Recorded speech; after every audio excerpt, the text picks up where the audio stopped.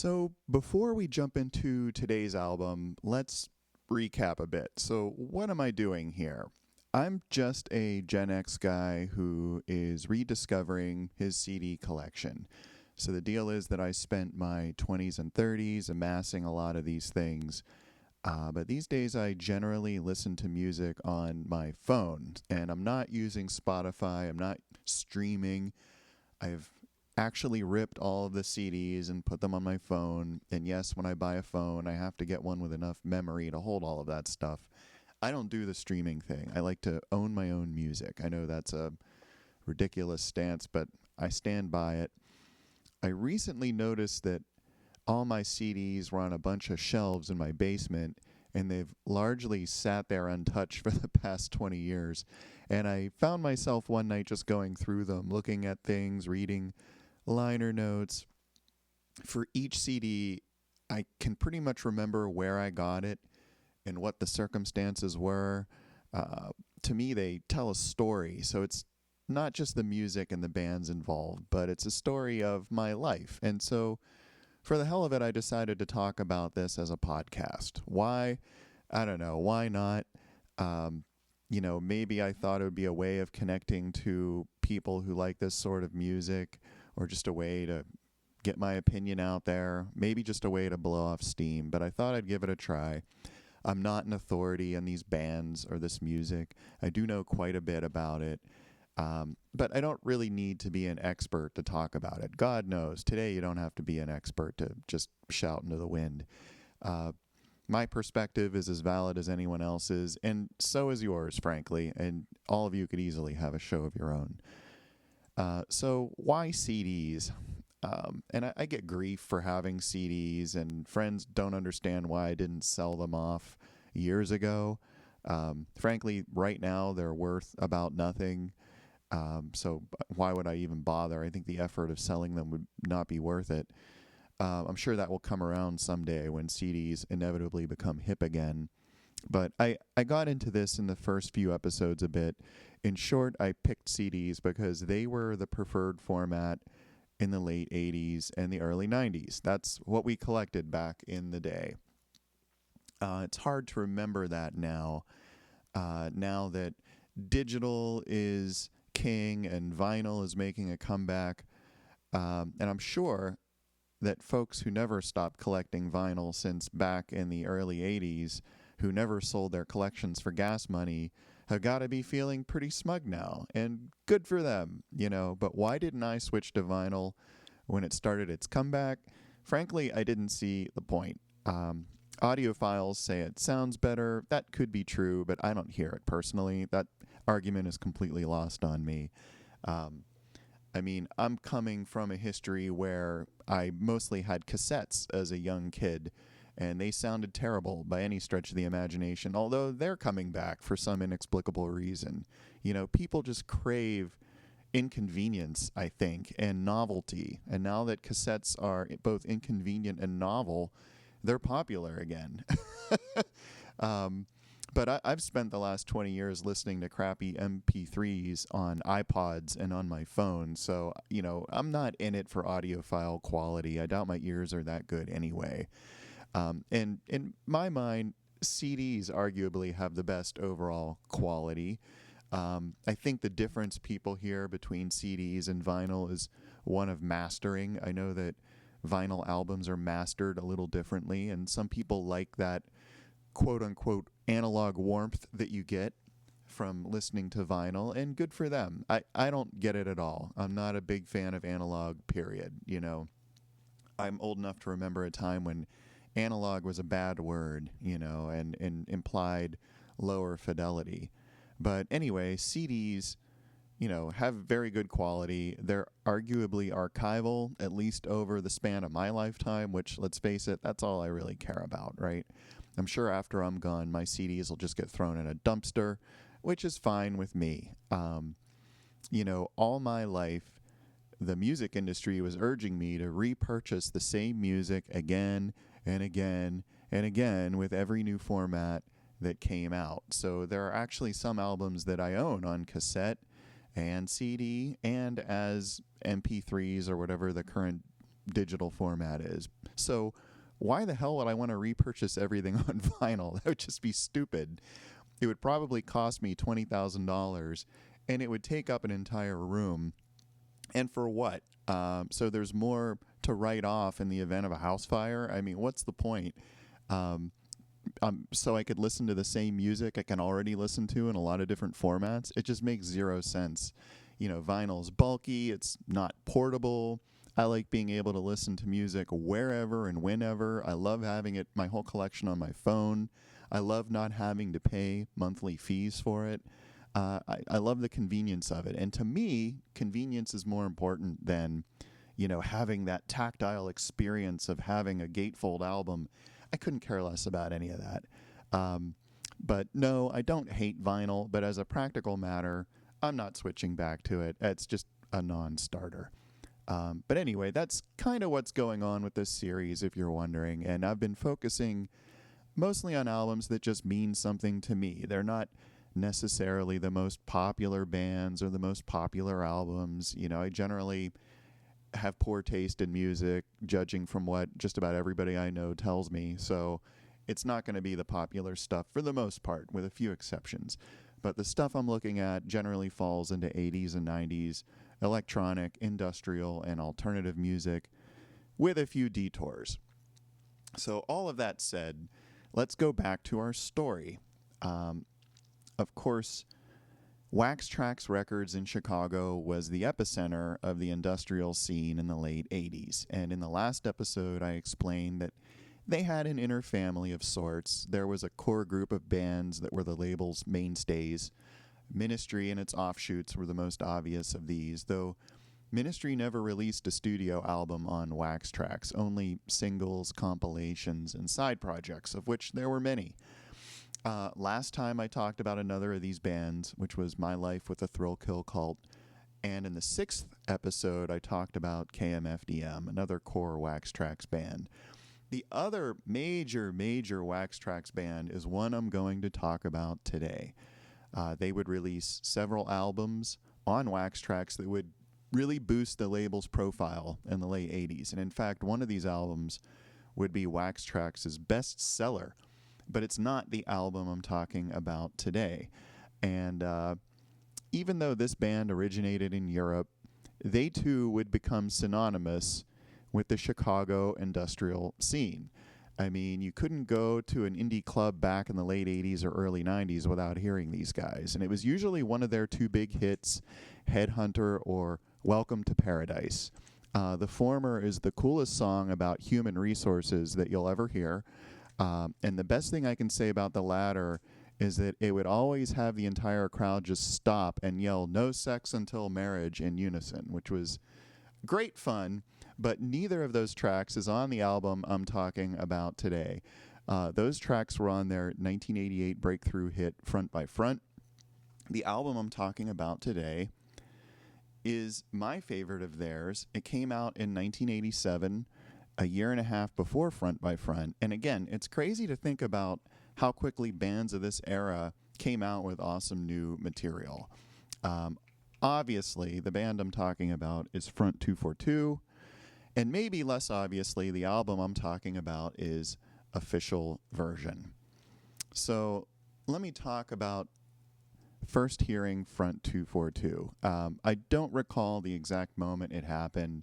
It was probably over at my friend E's house. He hit me to a lot of music around this time. I seem to remember that 242 were associated with like some of the local skate punks in my school. I have to think that I first heard them in 1990 or so when E played me their most popular album at the time, which was Front by Front. So the first track of theirs I heard was almost certainly Until Death Us Do Part, which is that album's lead-off track. And I don't want to say too much about Front by Front here because I can see it having its own episode in the future. But when did I first hear Official Version? I do remember the moment I first saw this album. It was at my friend M's house. And he was the guy who moved to my little town from the big city in high school. So he was a bit more sophisticated than the rest of us. He had gone to a record store in the big mall out there and had come home with 2 new cassettes both of which would become favorites of mine. One was Big Sexy Land by the Revolting Cocks, and the other was Official Version by Front 242. Now, both of these albums intrigue me in a similar way. For one, they had a very similar sound. Two, they both featured this guy who was billed only as Richard 23. He was a pretty distinctive vocal presence on both of these records.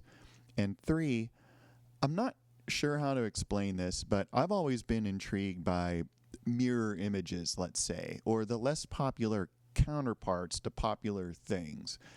And it's weird to describe, but this probably stems from me having a Superman comic book when I was little that featured the character Bizarro. And Bizarro in that world was billed as an imperfect copy of Superman. So this idea of counterparts, that you could have different flavors of a similar thing, like variations on a theme, however you want to say that, that applied to these two albums. So obviously, Revolting Cocks were a variation on the more popular Ministry. It was essentially the same people operating under a different brand.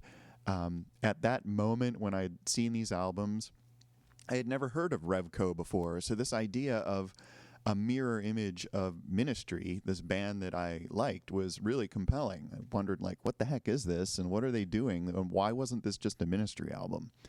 Official Version was recorded around the same time as Big Sexy Land, with at least one of the same individuals, Richard 23.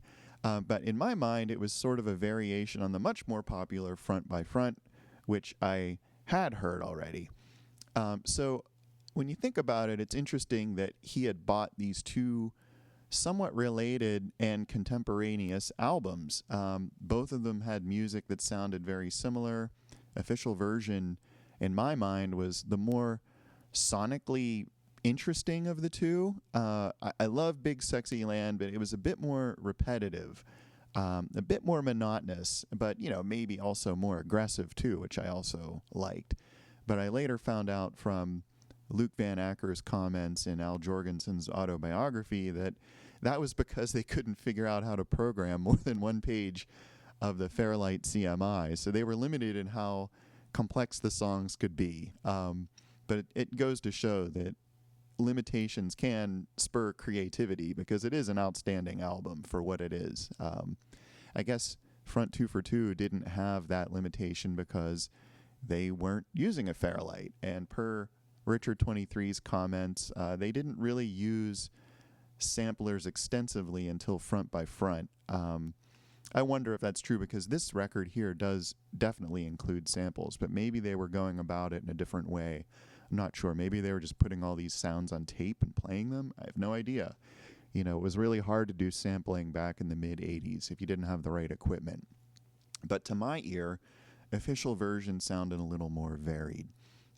What did I know about Front 242 at the time?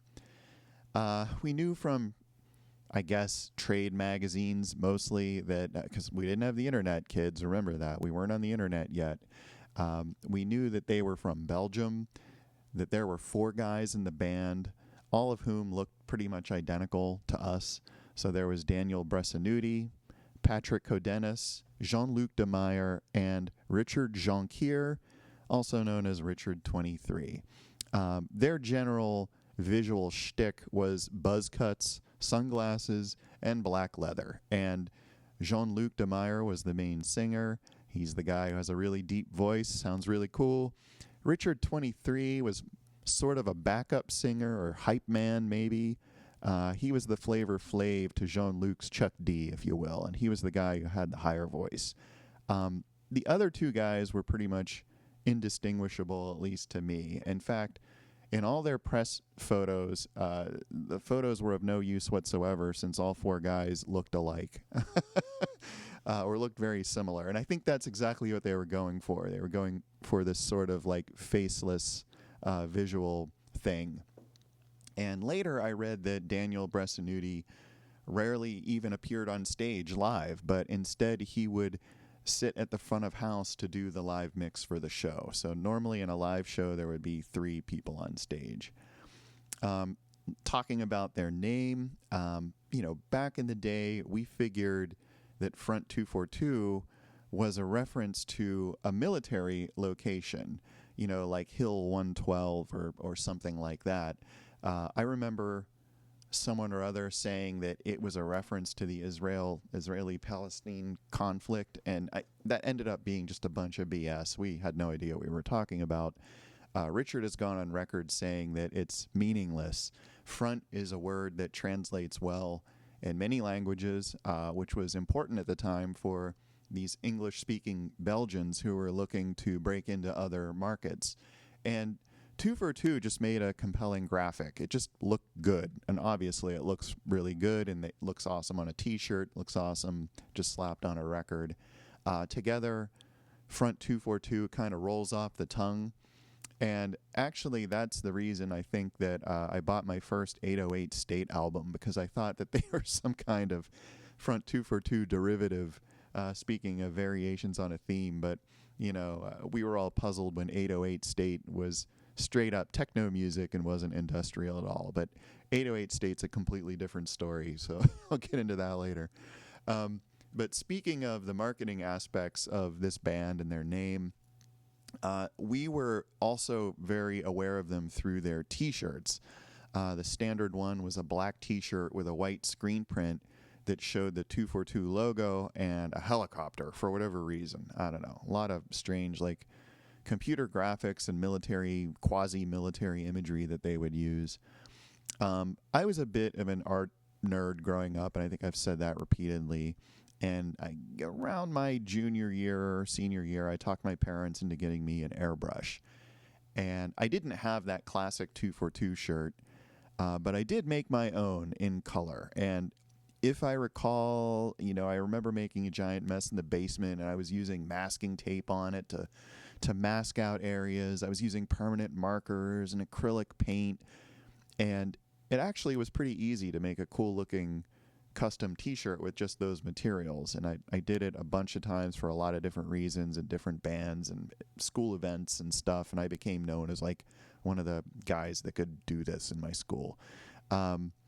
But the airbrush stuff took it to a whole other level, and I seem to remember making 2 shirts for Front 2 for 2. One was a long sleeve shirt, or maybe it was a sweater that someone asked me to make, so that was more of like a thing where they paid me money for it. And the other one was just a short sleeve one that I made for myself, and both featured the 2 for 2 logo and some form of helicopter. It wasn't exactly like the real shirts, but unfortunately I gave the second one away to some girl, and I have no pictures of either shirt, which is a bummer. I only have my memories of it. But yeah, a 2 for 2 shirt looked pretty good going into class. The style back in the day was not to wear an onion on your belt. It was to wear a t-shirt under a button down. So if you kind of wanted a t-shirt that had a nice catchy logo on the front, not on the back, so that people could see it. In other words, you wanted front 2 for 2 and not back 2 for 2. Okay, that was terrible. But for what it's worth, I happened to check eBay the other day when just thinking about this episode, and thought, maybe I could pick up one of those old 2 for 2 shirts. I'm sure they're a dime a dozen. There's probably a bunch of people knocking them out, pirated copies or something. Who knows? Or maybe even the band is selling them on their site. And there's one of these on eBay now that's going for over $200, which is ridiculous, of course. And that's all I could really find. And when I went to Front 2 for 2's official site, it went to there was a link for a store, but there's nothing in the store. So I guess they're not selling merch right now. I don't know what's going on with that. So yeah, they were good at marketing. Anyway, the band, we also knew, were proponents of a style called electronic body music, or EBM. I was never really sure what these micro style labels meant. I guess EBM encompassed 2 for 2 and all similar bands. Maybe the most similar was Frontline Assembly, which was run by a former Skinny Puppy member, Bill Lieb, a.k.a. Wilhelm Schroeder. I mean, Bill had the audacity to put front right in his band name there, so maybe that's what made them EBM. I don't know. or maybe what distinguished EBM was the utter lack of guitars. Front Two for Two were one band that wasn't really lured in much by grunge, and unlike most other popular bands at the time, or especially most other industrial bands, they showed little interest in hiring Mark Durante to supplement their sound with a lot of speed metal licks. I think every other industrial band did in the early '90s. But anyway, I'm trying to think of any other EBM artist, and I'm just like coming up blank. Maybe Knights of Ebb, were they EBM? I don't know. Anyway, I guess EBM wasn't my thing so much. One thing that Two for Two and presumably other EBM bands did was to have songs that, focus primarily on rhythm, maybe at the expense of any melody or texture or even vocals. Some of these songs that Front Two for Two did were little more than, repetitive sequence drum and synth lines, as we'll see. But let's talk about Official Version in particular. The artwork. The first thing you should know is that it had about 3 or 4 completely different covers. And this CD I have was a reissue from when they signed with Epic Records I think this came out in 1992. So 5 years after it was originally released. The label would go on to actually re-release all of their previous albums with this similar looking artwork, and then a bunch of bonus tracks on the back that weren't in the original releases or which were related in some way. And they all had this kind of pointy ball type thing on the cover, this like 90s era 3D graphics, I suppose. The funny thing is that Two for Two always used lo-fi computer graphics for their cover art. These re-releases just sort of gave them a slightly more updated computer graphic, using this 3D model, I guess. The original CD art looked something like you would see in this very tiny picture here. It was sort of just abstract pixels that were mostly black and yellow and white. I'm not sure what it's supposed to represent. Just sort of lo-fi computer art. And I don't know. This art was okay. I actually prefer the original art to it, I guess. I think that the vinyl had yet another completely unrelated cover. In my mind, I don't like it when bands do this. It makes the album fuzzier and just more vague to think about. You're trying to remember or tell a friend about an album, or he's trying to tell you about the album, and you're like, is it the one with the green pointy ball? And they're like, no, dummy, it's the one with the yellow and white pixels. And you're like, wait, I don't remember that. And it makes for bad communication. It's like, again, bad marketing. I mean, if your band is all about the performance art of terrible communication, having different covers for the same album might be just the thing for you. And Lord knows Nine Inch Nails did that with Hesitation Marks. Every format and flavor had a different cover. In my mind, visually, that album, which I enjoy the music of, is just one big blur. It lacks some sort of personality. I prefer, personally, a good, solid, iconic cover, something like Pink Floyd would know about, right? They had some seriously iconic covers. Anyway, that's the cover artwork. Not much to speak of here. And these reissues really had 0 liner notes. So there's just sort of an ad in there for some of the other albums. Some pretty basic artwork on the disc there. So these were very minimalistic. They weren't spending a ton of money on them. The sound of this album is in my mind, I would say this is the first Two for Two album that had, in my mind, again, complete songs on it. I mean, they did have 2 proper albums before this. They had Geography and No Comment and a bunch of EPs and singles. But honestly, I felt that material was less compelling. When I listen to it, it's usually slower, it's more repetitive, it's more stripped down. There's nothing wrong with that. I have friends who were really into that and still are, and they much prefer it to the slightly more modern Two for Two. It's like they view this as the pop crap that the band started making after they sold out. But, to each their own. I have to say that I loved, a song like Circling Overland from Front by Front a lot more than Funk Gaddafi, even though I appreciated the political humor in Funk Gaddafi. But the bottom line to me is that official version just has more musical ideas going on in it. It's denser, it's more varied, and to me, it just makes for a more rewarding listen. So let's talk about the tracks on here. Um, the album starts out with a track called WYHIWYG or WikiWig, and this is a slab of pure uncut EBM, and it's I think the longest track on the entire album. I've never seen a definitive explanation of the title, but it's not too much of a stretch to assume it means what you hear is what you get. Remember, this record is from back in the days when Macintosh computers were first coming out, and terms like WYSIWYG were on people's minds. And a title like this is sort of like 2 for 2 using their lo-fi Apple II graphics for their album art. You know, they're just making computer references and twisting them a bit. It's all of a piece. Anyway, this tune would be perfect for an aerobics class. It's all rhythm with very little in the way of anything else. It's not the most memorable song, but when it does come on, I'm like, oh yeah, I remember this one. You know, for some reason, I have it messed up in my mind with "Fitness to Purpose," which was the lead-off track on Nights Are Ebb's "That Total Age." I don't know why, but for some reason, those two songs strike me as being very similar. Maybe they're not. I don't know. But yeah, not a lot of hooks or vocals on this track, but it's a pretty cool track. That goes into track 2, which is Rerun Time. This is probably my favorite track on here.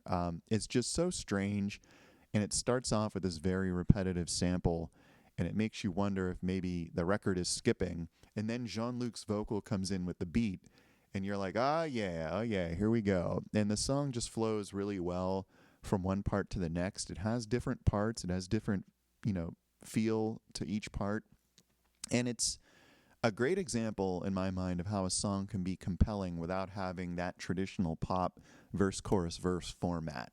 I do also love the bass line that comes in eventually. It's really groovy. Richard 23 does this higher vocal that is a good counterpoint to Jean-Luc's vocal. They're basically singing the same couple lines over and over, but I like how they each do it, and they each are singing in their own different range, and it works really well. There are some really cool industrial-ish samples on this track, metal banging on metal, like meat and potatoes industrial, and it's used really well. But overall, Rerun Time just really grooves. I really get into it. I love hearing it. My favorite bit at the end is at the end where there's this one repeated sample that just sort of takes the song out. And overall, what a great tune, just catchy and really fun. And that goes into Television Station. This is a short tune that starts out with some noise and ambiance, and it's not really clear where it's going. And then it builds up into this moody sort of thing that just suddenly halts, and then turns into something completely different. And I love it when tracks do that, right? That's not just one thing the whole way through. Jean-Luc's voice comes in for the middle part, and by the third part, it's transformed into this sort of upbeat melodic tune. Just really interesting. I really like that track. It's pretty short. That goes into Aggressiva Do. This is just an album version of the track Aggressiva, which was side B of their Interception single. And again, this is another meat and potatoes industrial track. I mean, it's got a big beat. You got your sequencer on your 16th notes. You got your military samples. There's not much in the way of changes. It just kind of plods straight through. In my mind, this could have easily fit on Revolting Cock's Big Sexy Land album. It's very similar. A decent track, but not my favorite. In my mind, there's just not much to distinguish it. I'm not sure what the do means in the name. The original 12-inch track was just called Aggressiva, and it's actually included down here as a bonus track. That goes into Master Hit, Part 1 and 2. This is a pretty interesting and varied track. It's also, I think, the second longest on the album. The thing that stands out to me about it is the really deep kick drum. That's the thing that I think about most when I think of this song. It's just very much a straight four on the floor dance tune. They did, in fact, release it as a single, so it was intended for club play. It has some good sequencing and samples, and it's arranged really well. I have no idea where this like parts 1 and 2 come in or where that split is. And I'm wondering if maybe, that had to do with how they had to sequence the album on vinyl. Maybe part 1 is on side A, part 2 is on side B. I really have no idea, but I've never owned this on vinyl, and it doesn't really matter. The lyrics seem to have something to do with submission or something, but again, it's also vague in general. It hardly matters, but cool tune. Then we have track 6, which is Slaughter. This is a great tune. The rhythm is very orchestral, very unusual. It's a far cry from your boom bap. Has lots of interesting samples and sounds thrown into the mix, and great vocal work from Jean-Luc. I think this is the album namer since Jean-Luc chants official version over and over. It also has some pretty interesting production where suddenly it goes from this really big and boomy sound to really close and intimate and kind of back again. So here, they're not just writing the rhythm and the melodies and the textures, but they're also playing around with the production to vary things up and keep it interesting. So yeah, unusual tune. I really like it. And speaking of unusual, that goes into track 7, which is quite unusual. This is maybe the most radio-friendly track here. Indeed, it was side A on the Interception single, which only had 2 tracks on it. Some editions of this album, like this one here, do include Interception, so there's that. There's another version. The 12-inch version is right there, track 10. This tune did have something of a verse-chorus structure to it. It had some really interesting synth sounds and some pretty good synth work on it. The lyrics are actually pretty interesting, with Jean-Luc sort of calmly describing a huge cataclysm of some kind without ever saying what it was exactly. All we know about it is that it was quite unusual, hence the title. So you gotta love that Belgian understatement. That goes into Red Team. This is a pretty dynamic track with a rhythm that varies up a lot. It's got mostly sampled lyrics. I'd love to know where those samples come from. I don't think it's the band members saying them. They're vaguely militaristic. The whole thing just gives me a very 1984 Winter Olympics kind of Eastern European feel. I don't know why, but I do like this track a lot. It's really kind of interesting and well done. And that goes into the closer on the original album, which is Angst, not related to the KMFDM album of the same name. This is maybe the most interesting track on the album because it's pretty much the prototype for all bands that would end up sampling televangelists in the 80s. So it's not so much a song as it is just a noise piece. It's got a bunch of televangelist samples over the sounds of a thunderstorm, edited to highlight the preacher's complete hypocrisy and bullshit. So the first part is this intense kind of story that's told about, salvation, and the second part sort of drops the other shoe where they start playing the theme music and the preacher's asking for money. And I mean, at the time, this was top shelf hilarity, right? We love this, the satire of it, and they do mention a phone number in the audio, and I wonder what happens if you call that phone number today. I did look it up online. I could tell you it's not listed according to whitepages.com, and I'm too chicken to try it. I don't prank call people anymore. You really can't prank call people anymore with Star 69, ever since they came out with that, and caller ID, and, forget it. There's no point to it. But I can tell you that it was a Dallas area code which tracks with the whole televangelist thing. But that's where my original album ended. But this CD version tacks on a few extra tracks. So we have the 12-inch versions of Quite Unusual and Aggressiva from the Interception single, and then there are the 2 extra mixes of Master Hit from that single, which are called Master Blaster and Hypno Mix. Okay, so 13 tracks on this reissue, pretty good value for the money, even though it came with kind of meh album artwork and no insert to speak of. But why do I love this album? Even though this disc is 35 years old, in my mind, it's the first modern 2 for 2 album. The songs don't exactly have pop structures, but they are more radio friendly, and there's more ideas in them. There's more musical ideas, and to me, it still sounds fresh. It doesn't sound dated. Jean-Luc and Richard 23 are at their peak vocal powers. The programming is top notch. I really, really love Rerun Time and Slaughter. I think they're brilliant songs, and I really enjoy most of the other songs on here. I really do prefer those songs to later songs like Headhunter and Welcome to Paradise, which were way more popular. But to me, those tracks are musically boring. I just don't get into them. And that's not to say that Front by Front was a worse album. I just don't like those particular tracks as much as some of the tracks on Official Version. So, yeah, like I said, I strongly associate Official Version with Revco's Big Sexy Land, and to me, they're two sides of the same coin. They kicked off Al Jorgensen's collaboration with his Belgian friends at the time, you know, Luke Van Acker and Richard 23. So to me, Official Version fit pretty nicely into the whole Chicago industrial scene. It just gave the scene a bit of European flavor. And of course, it was a huge seller for Wax Trax, and it was probably 2 for 2's second best seller for the label. And its success made many other things possible, and it really just boosted the whole scene.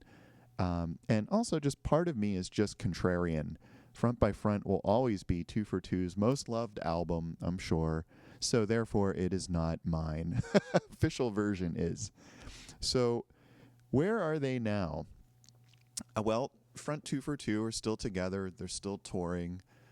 They have a bunch of European dates coming up in 2023, some with Nights Are Ebb and what they're calling the Join the Forces tour. But let's talk about the 80s. After Official Version, they would go on to make a few more studio albums. So Front by Front came out in 1988, about a year and a half after Official Version, and that would be their breakthrough hit. And as I stated, they would leave Wax Trax for Epic in 1991 and would release their first major album, first major label album, which was called Tyranny for You. Around this time, they would get on the Lollapalooza tour, which greatly boosted their popularity.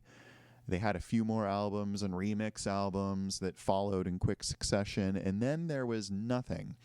There would be a 10-year gap between their album Evil Off in 1993 and their final album so far, Pulse, in 2003. And I have to say that I have not listened much to the Up Evil and Evil Off albums despite owning them. I just never really got into them. And I don't think I've ever even really given them a deep listen. I might have had them on when I was working one day or something like that. Maybe I should do that one of these days. However, I remember picking up Pulse on a whim a couple years ago, put that on, and was completely blown away. And I should have grabbed it just to show it here on the video because it has a really cool cover too. It's just really unusual. But that album is an analog synth masterclass. It is amazing. It's got very little sampling, lots and lots of synth, including most of the drums, with just some, vocal work by Jean-Luc interspersed in there. And if you are a fan of the original track I Feel Love by Donna Summer, which is the original synth track, the synth disco track that started most of the electronic music revolution, if you like that track, check out Pulse. You will love it. So yeah, these guys are still doing it. They're out touring. They're not really making new music so much, but they're also getting older, too. They're in their mid-60s. I understand Daniel Bressanuti retired from touring, so the rest of the band had to find another front-of-house guy for mixing the shows. I know that Jean-Luc had some kind of health scare in 2022, but I'm happy to say he's recovering well. by all accounts, and is back at it. And of course, they're going back on tour. So yeah, it's been about 20 years since they released new material. Safe to say that probably that part of their career is over. I've never seen these guys as Front 242, but I did see Richard 23 perform at a Revolting Cocks gig in 2016, and that was a super cool show. And it was great to see him with the other guys up there having so much fun. It was an awesome show, just a blast.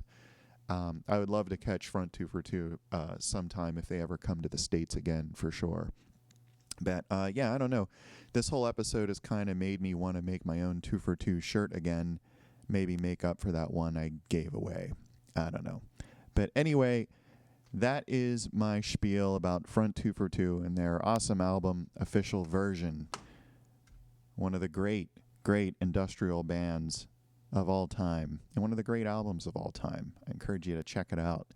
And there you have it, kids. If you enjoyed this, stick around. I have a lot more 80s and 90s music to consider. This show, Stronger Than Reason, is available on YouTube and as a podcast, wherever you do that podcast thing. And if you like what you heard, please do what they say, what my kids tell me to do, like and subscribe. And I'm just reminding you that I'm just one weird dude with one weird opinion. You know, consider leaving yours as a comment. And if you made it this far, thank you for listening. And until next time, stay strong.